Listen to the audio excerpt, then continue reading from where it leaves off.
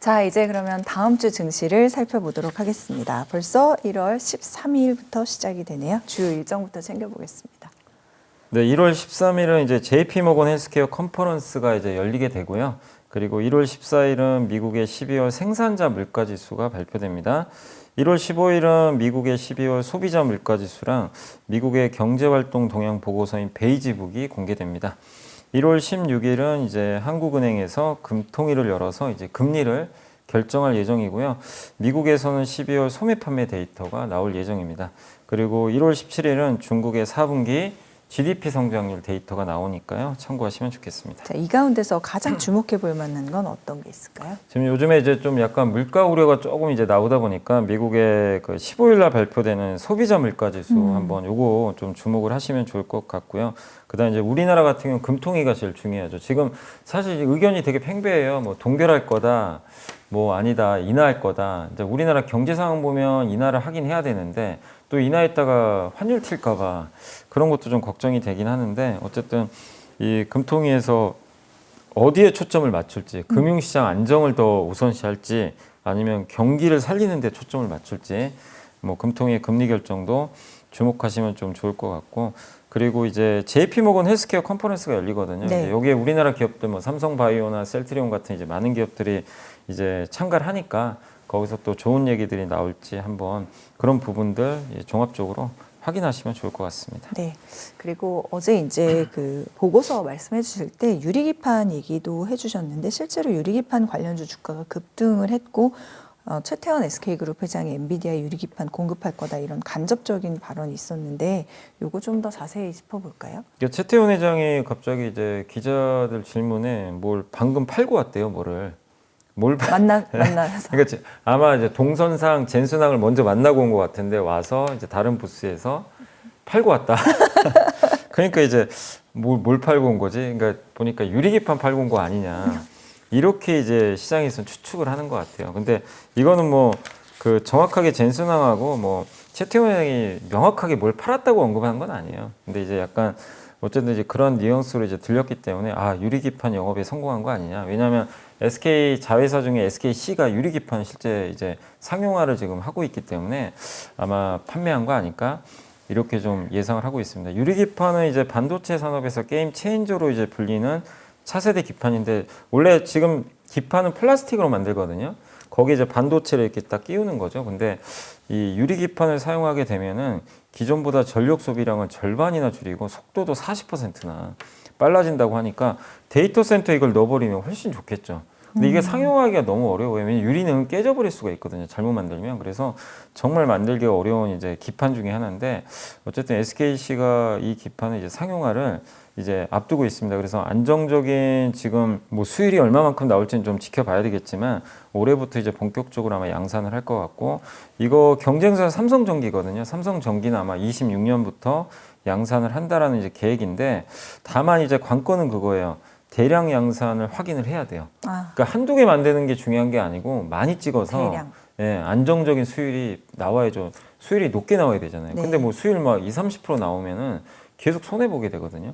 그래서 그게 확인은 해야 됩니다. 그 부분까지. 그래서 유리기판 관련주가 이틀 동안 엄청나게 올랐어요. 그래서 저는 오히려 지금부터는 조금 단기적으로 많이 올랐고 이 좋은 건 미리 선반영을 했기 때문에 지금은 조금 좀 신중하자라고 좀 말씀을 드리고 싶습니다. 네, 지금은 조금 신중할 때.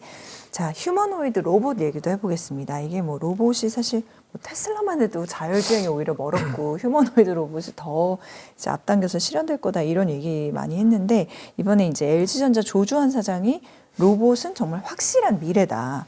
그래서 휴머노이드 로봇을 개발 중이다라고 밝혔고 삼성전자도 레인보우 로보틱스 이 최대 주주 등극에 이어서 이제 계속해서 대기업 진출이 가속화되고 있는데 이 휴머노이드 로봇도 확실한 미래면은 거의 현실인가요? 그러니까 올해부터 이제 현실화되는 것 같아요. 이제 이 휴머노이드 로봇이 처음 나온 게 그 보스턴 다이내믹스의 아틀라스라고 2013년에 처음 나왔거든요.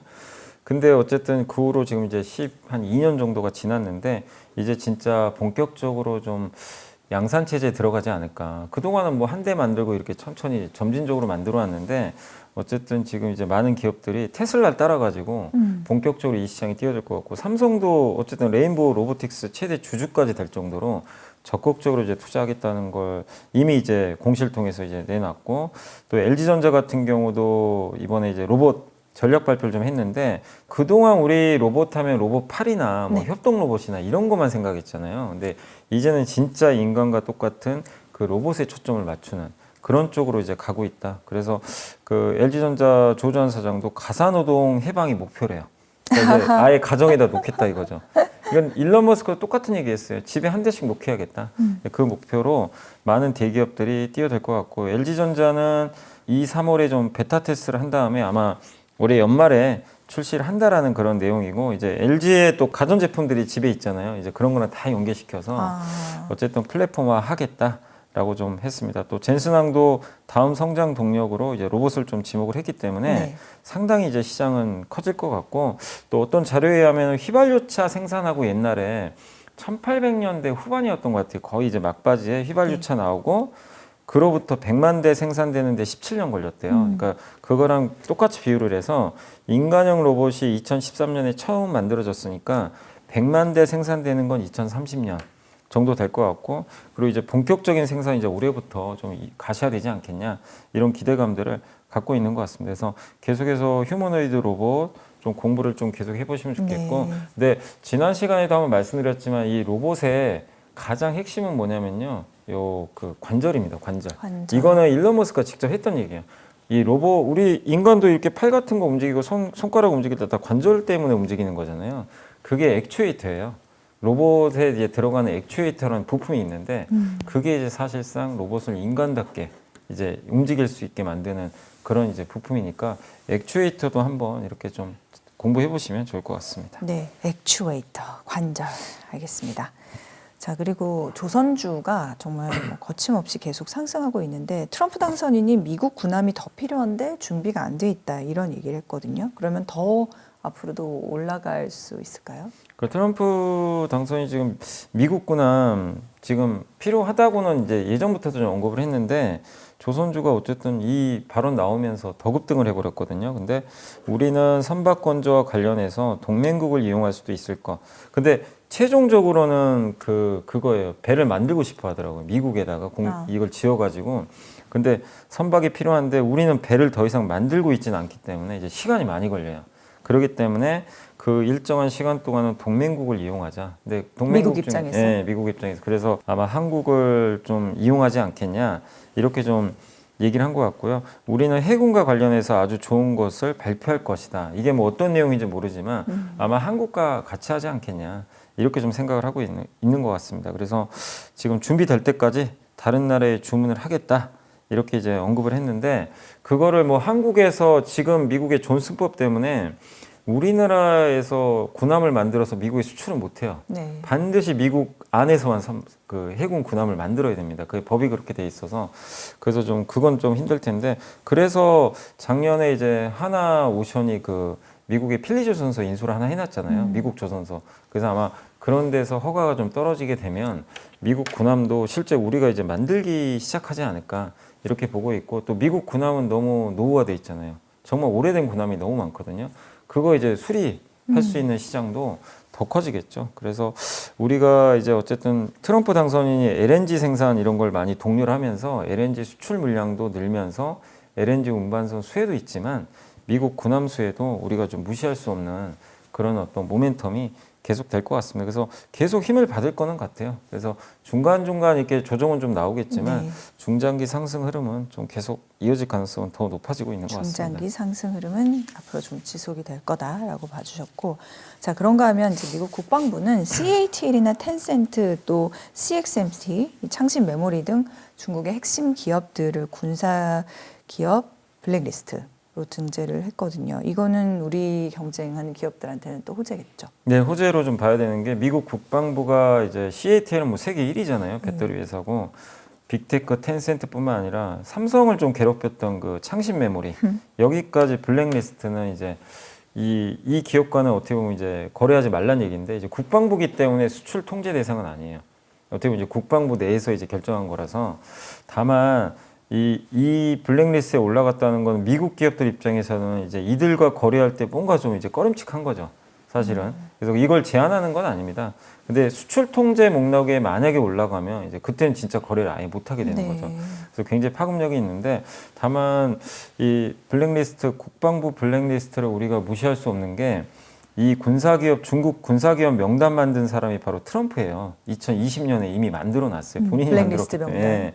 그렇기 때문에 여기에 등재가 이 회사가들이 됐다는 건 트럼프가 이제 당선되고 이제 취임하고 나서는 이걸 할 수도 있다는 얘기예요. 아예 그냥 수출 통제까지도. 가시밭길이 그래서 예상되는. 여기서 제일 문제되는 회사는 이제 CATL이죠. CATL은 왜냐하면 테슬라, 포드랑 이미 벌써 협력을 하고 있고 포드랑은 저기 미시간주에 오존 LFP 배터리 공장을 건설하고 있어요. 벌써.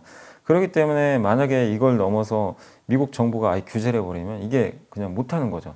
그리고 CATL은 전 세계 전기차 세대 중 한 대가 CATL 배터리를 장착하고 있어요. 네. 이거를 규제를 이렇게 만약에 강하게 해버리면 CATL은 이제 어떻게 보면 중국에서는 뭐 잘할 수 있겠지만 미국 시장을 밀어버릴 수도 있는 거죠. 그리고 테슬라에도 공급 많이 하고 있잖아요. 그러면 결국 우리 입장에서는 이건 굉장한 호재가 될 수밖에 없죠. LG 에너지 솔루션 입장에서는 이게 어쨌든 수출 규제까지 간다면 상당한 뭐 LG 엔솔한테는 도움이 될 수 있을 것 같고 또 창신 메모리 CXMT는 지금 중국에서 증설도 많이 하고 아직 수출 통제까지는 당하지 않고 있는데 만약에 수출 통제까지 이루어지게 되면 증설하기가 되게 어려워지거든요. 그러면 당연히 삼성전자, 마이크론도 좋아요. 마이크론 입장에서도 그 중국과 경쟁을 하고 있기 때문에 그래서 이게 포함이 될지는 저도 모르지만 이렇게 국방부에 등재됐다는 것만으로도 일단 좀 긍정적이지 않나라고 생각을 하고 있습니다. 우리 기업들에게. 네, 우리 한국한테. 네.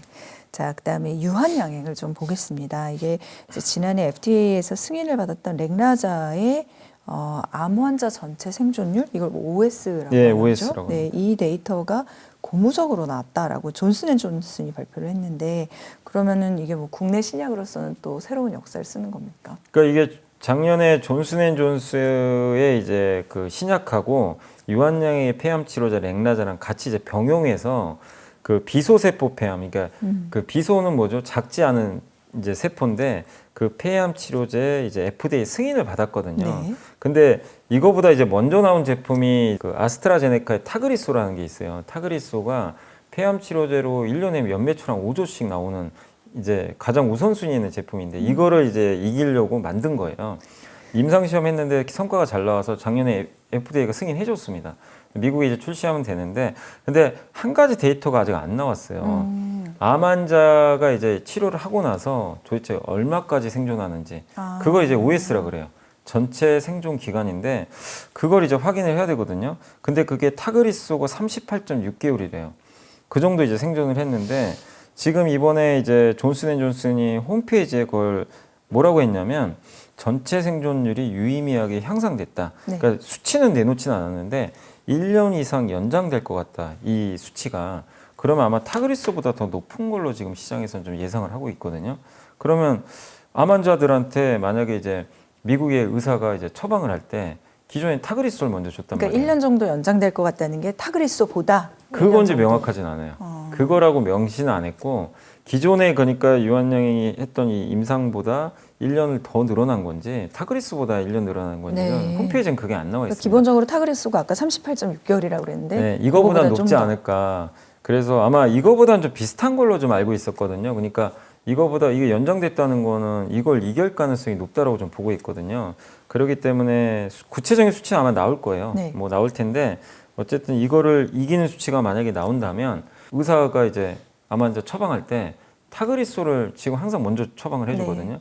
그런데 이제 유한양이 거 먼저 처방해 줄 수도 있는 거죠. 그러면 이제 시장이 완전 판도가 바뀌어버리는 사실 거죠. 5년 생존율이 되게 유의미한데 그렇죠? 네, 그래서 지금 어쨌든 생존율 데이터가 어쨌든 좀 고무적이지 않을까 이렇게 좀 보고 있고 그 조지타운대 한 이제 교수도 이번에 성숙한 데이터를 기반으로 한 이 OS 암 환자의 전체 생존율 데이터 개선은 매우 고무적이다. 네. 그래서 그 더 나은 환자 결과로 이어질 가능성을 확인했기 때문에 그래서 만약에 타그리솔 진짜 이긴다면 정말 이제 우리나라 항암제 역사에 정말 한 획을 진짜 긋는 제품이 나와버리는 거죠, 실제로.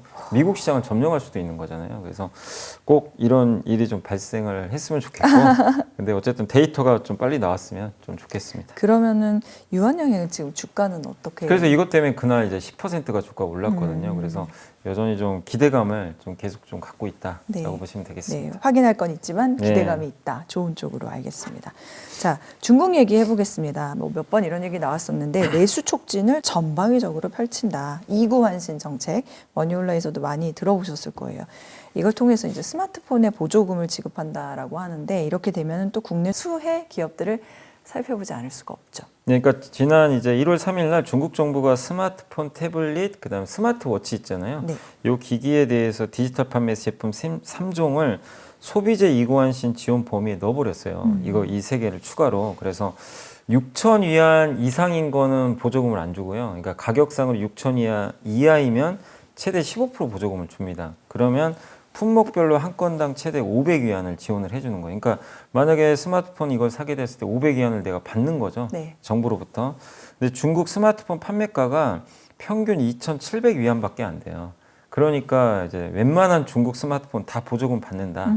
이렇게 보시면 좋을 것 같고, 다만 아이폰 16 시리즈는 못 받습니다. 이게 아이폰 16 시리즈는 6,599위안부터 시작을 해요. 그러니까 받을 수가 없어요. 근데 경쟁 제품이 화웨이 메이트 70이라고 하는데 이건 5,499위안이라고 하더라고요. 그러니까 이거는 받겠죠. 그래서 중국 스마트폰은 어쨌든 보조금을 받으니까 애플 밸류 체인은 별로 이게 받을 게 별로 없어요. 네. 효과를 못 받겠지만 중국의 노출도가 높은 우리나라 부품사가 혹시 있다면 그 회사는 수혜를 받을 수 있다. 그래서 한 증권사에서도 이런 보고서를 좀 내놨었는데, 그래서 중국 스마트폰 노출도 높은 기업으로는 MLCC 만드는 삼성전기랑 기판 만드는 대덕전자, 심텍을 또 수혜주로 꼽아주셨으니까 이런 IT 부품 회사들한테는 일단 이런 중국의 이구환신 정책이 수혜가 예상된다라고 보시면 좋을 것 같습니다. 현대제철이 미국에 제철소 짓는 걸 검토 중이다. 그리고 현대차그룹은 한국에 24.3조 원 투자한다. 자, 뭔가 현대차그룹이 승부를 보려는 것 같아요. 네. 이거 성공을 할 수 있을까요? 해야죠. 해야 되고. 네. 근데 현대제철은 아직은 미확정이고요. 이제 공시가 나왔는데 검토 중인데 결정된 건 아니다. 이렇게 했는데 이거 이제 검토 중. 현대제철이 왜 70억 달러면 우리나라 돈으로 거의 한 그 10조 원 정도 되는 엄청난 돈이잖아요. 그래서 굉장히 큰 돈을 들여서 왜 미국에 공장을 지을까? 근데 왜냐하면 지금 현대제철이 자동차 강반을 만들어서 현대차에 공급하는데 미국에서도 지금 많은 차를 생산을 하는데 만약에 현대제철이 미국에 이제 이 물량을 넘길 때 관세가 들어갈 거 아니에요. 앞으로는 트럼프에 의하면 관세를 부과하게 되면 현대차 입장에서 비용 부담이 생기거든요. 근데 이거를 현지에다 공장을 딱 지어버리면 이 강판 공급할 때 당연히 관세 부담 전혀 네, 없잖아요. 네. 그렇기 때문에 아마 그 트럼프 정책에 대한 아마 부분 때문에 이거 또 하나 더 있으면 두 마리 토끼 잡는 건데 트럼프가 당연히 좋아하겠죠. 그러니까 트럼프를 어떻게 보면 행복하게 네, 해주고 행복하게. 네, 예. 어떤 관세 부담을 네, 줄이려고. 예. 그래서 현대차 우리 이렇게 노력하고 있다. 한번 봐줘라. 그렇기 때문에 우리 자동차 관세 매기지 마라. 이런 또 약간의 그 뉘앙스도 있는 것 같아요. 그래서 아마 투자를 하는 것 같고, 그리고 현대차 그룹이 그거랑 또 별개로 국내에 24.3, 저도 처음엔 미국에 투자한 줄 알았어요. 그러니까요. 근데 기사를 한국에? 보니까 한국이더라고요. 그래서 국내 최대 규모 투자고 무려 19%가 지난해보다 더 늘어납니다. 이건 무슨 의미예요? 그러니까 이게 뭐냐면 그 정의성 회장이 뭐라고 했냐면요. 내수 부양하는데 일조하겠다. 아, 한마디로 지금 내수가 너무 안 좋잖아요. 현대차가 좀 먼저 사명감 같은 네, 느낌. 사명감을 갖고 애국심. 하겠다. 그래서 이거 발표하고 나서 다음날 주가가 급등해 버렸어요. 그러니까 현대차를 그만큼 이제 또 좋게 보는 거죠. 네. 보는 거고, 그리고 투자하는 것도 긍정적입니다. 왜냐하면 뭐 미국이 할 수도 있고 한국이 할 수도 있지만 이번에 투자하는 것 중에 한 11조 정도가 신사업 투자예요. 그래서 네. 뭐 전동화, 자율주행, 뭐 AI 기술 개발 이런 건데 이거 반드시 해야 되는 투자잖아요. 이런 것들도 등한시하지 않고 어쨌든 투자를 하겠다. 그렇기 때문에 현대차에 대한 미래 청사진을 시장에서 좀 긍정적으로 보고 있는 거 아닌가. 이거 투자 안 하면 도태될 거 아니에요. 네. 지금 다 자율주행 로봇 가는데 그 현대차 우리가 자동차 회사로 보지만 실제 로봇도 갖고 있잖아요. 그쵸. 그 보스턴 다이내믹스 네, 있기 알아요. 때문에 그런 것들을 감안하면 저는 아무리 생각해도 지금 주가가 너무 싼 것 같아요. 주가가 여전히 저평가돼 있고, 근데 싼데도 인정을 하나도 못 받고 있잖아요. 계속 주가는 그냥 관세 우려, 피크아웃 우려 이런 게 노출돼 있다 보니까 주가 좀 너무 못 올랐는데 밸류에이션 매력도 높고 배당도 많이 주고요. 그런데 이런 상황에서 투자까지 또 국내 경제를 위해서 또 한다고 하니까 시장에서 상당히 또 좋게 보는 게 아닌가. 그래서 이번에 어쨌든 현대차 그룹의 승부수는 어쨌든 뭐 국내외적으로 상당히 지금 많이 긍정적인 평가를 받고 있고 뭐 어쨌든 대한민국 국민의 한 사람으로 꼭 좀 성공을 했으면 좋겠습니다. 대한민국 국민의 한 사람으로서 꼭 성공했으면 좋겠다. 알겠습니다. 자, 염이사님께서 또 일요일 순서로는 어떤 보고서를 선정해 주셨는지 함께 보도록 하겠습니다. 그 이번 주 보고서는 이제 신영증권의 엄경화 연구원님이 선박 엔진 확보 전쟁 시작이다. 그러니까 조선에도 여러 사업 부분이 있는데 이번에 나온 거 이제 엔진 쪽인데요. 내용을 좀 말씀드리면 1월 7일 날 한화 엔진이 수주를 했는데 네. 보통 엔진 회사가 수주할 때 1,000억 단위가 아니라 뭐 몇백억 단위로 수주를 한번 해요. 근데 6,292억 수주가 뜬 거예요. 다들 깜짝 놀래버린 거예요. 왜 이렇게 크지? 그래서 보통 연간 수주 1조에서 1.5조 하거든요. 그러니까 이번 한 번 계약으로 너무 큰 게 나온 거예요. 근데 누구랑 계약했는지 안 나왔어요. 경영상 비밀 유지로 써 있는데 아시아래요, 아시아. 그러면 한국 아니면 중국 중에 하나입니다. 근데 한국은 아닌 것 같고 그래서 추정하기로는 중국의 대형 조선사 아니겠냐. 그래서 아마 한 20척짜리 아마 수주를 한 번에 엔진은 공급을 한 거 아닌가 이렇게 추정을 하고 있는데 어쨌든 중국이 작년 하반기에 엄청난 수주를 했어요. 네. 선박 수주를. 근데 엔진이 들어가야 되는데 실제 엔진은 우리가 더 뛰어나거든요. 경쟁력이. 근데 25년 동안 타야 돼요. 배를. 그래서 엔진은 함부로 뭐 이게 저가를 또 쓸 수도 없는 거죠.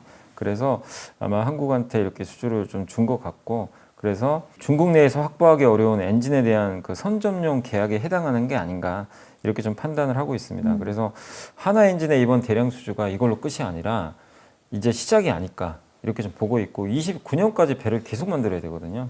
그래서 앞으로도 이런 수주권이 더 나올 수 있다고 보고 있고 그래서 하나 엔진도 좋지만 여기 최선호주로는 HD 현대 마린 엔진 요 회사가 왜 좀 최선호주냐면 저도 이거 개인적으로 찾아봤던 내용인데 공시를 찾아보면 작년 수주의 80%가 중국향이에요.